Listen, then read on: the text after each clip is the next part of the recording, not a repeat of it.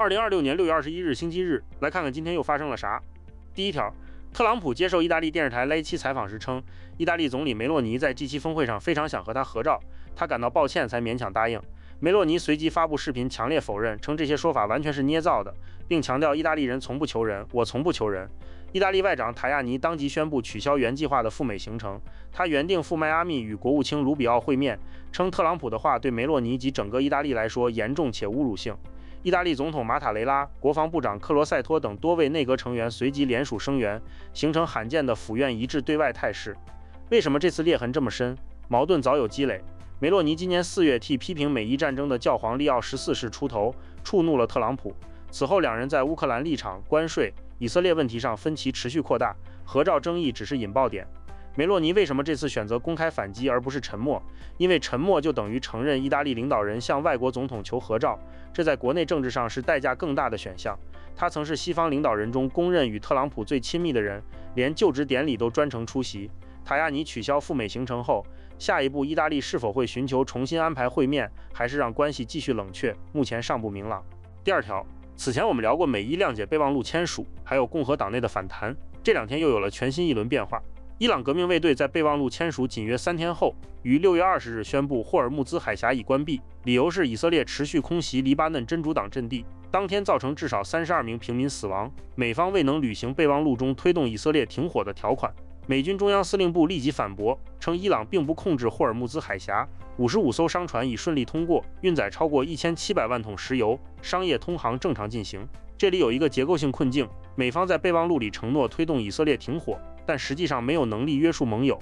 这个短板被伊朗直接拿来当触发再关闭的借口。美军中央司令部数据显示，55艘商船正常通过，但伊朗这次关闭宣告在外交上给瑞士谈判加了一张筹码。外交层面，万斯已于周六飞抵瑞士，伊朗代表团深夜抵达，技术性核谈判定于今日展开，核心议题是约440公斤风度60%的浓缩铀如何处置，今日谈判结果尚待明朗。第三条，乌克兰这边，泽连斯基在6月20日夜间发出他数周来措辞最严厉的警告，称这一夜及接下来几小时必须格外注意防空。他的顾问阿列斯托维奇发帖补充，俄罗斯6艘搭载巡航导弹的舰艇已在黑海列阵，极有可能正准备大规模发射。需要说明的是，这6艘舰艇的消息来自乌方，尚未被第三方独立核实。乌克兰在6月19至20日率先对俄占克里米亚3座天然气钻井平台和西伯利亚1座炼油厂发动打击，等于在军事上给了莫斯科实施对称性报复的理由。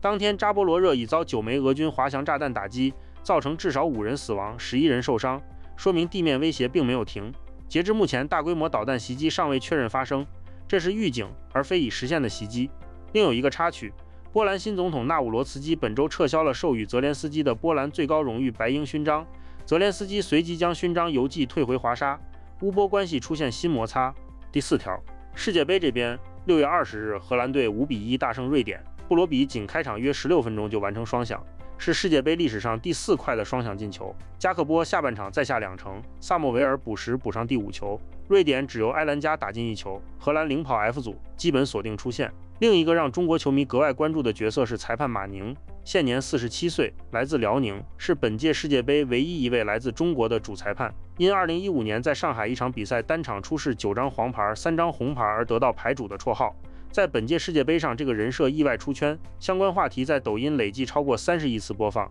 联想、海信、蒙牛等品牌主动找上门谈代言合作。中国队没去，但裁判去了，成了本届世界杯中国球迷流传最广的段子。第5条，阿里巴巴旗下半导体部门平头哥在今年5月的阿里云峰会上披露，振兴 M890 芯片已向逾400家企业客户交付超过56万块，覆盖金融、制造、零售等20个行业，是目前已知中国 AI 芯片单款型号规模最大的商业出货。与此同时，据报道，网信办此前已要求阿里、字节跳动等头部企业停止采购英伟达 RTX Pro 6000D 服务器芯片，称国产替代性能已相当或更优，目前尚未得到官方独立确认。两件事叠加，标志着国产 AI 芯片从由可用产品跨入产品加政策双轮驱动的大规模替代阶段。为什么是现在？因为国产替代只有在产能真正具备批量供给能力之后，政策才有底气全面叫停进口。56万块是这个产能锚点。需要说清楚的是 ，M890约3倍的性能提升是相较自家上代芯片，而不是英伟达。阿里方面称，推理端性能超越英伟达 H20，H20是英伟达在华可售的降规版本。这个说法目前缺乏第三方独立基准测试的验证，推理端性能是否真正可比英伟达，仍有待独立测试结果来证实。第6条，受美伊战争引发国际油价持续高企影响，印度尼西亚卢比亚一度逼近历史低位约18000对1美元。印尼央行在约1个月内合计加息75个基点，从 4.75% 攀升至 5.5%， 并在6月9日召开了8年来首次计划外紧急会议。作为对比，上一次印尼央行召开计划外紧急行动还是2018年美联储激进加息那一年，那次最终全年加息150个基点才稳住了汇率，代价是压低了国内经济增速。这次快速行动的逻辑也类似，等到例行会议再加息，市场信心损失的代价比议息时间表的稳定性更高，于是央行选择用行动速度换信心增量。印尼央行目前已将基准利率推高到 5.5%， 这1个月的连续紧缩几乎抹平了2023到24年累计降息腾出的全部空间。以上就是今天的全部分享内容，感谢观看。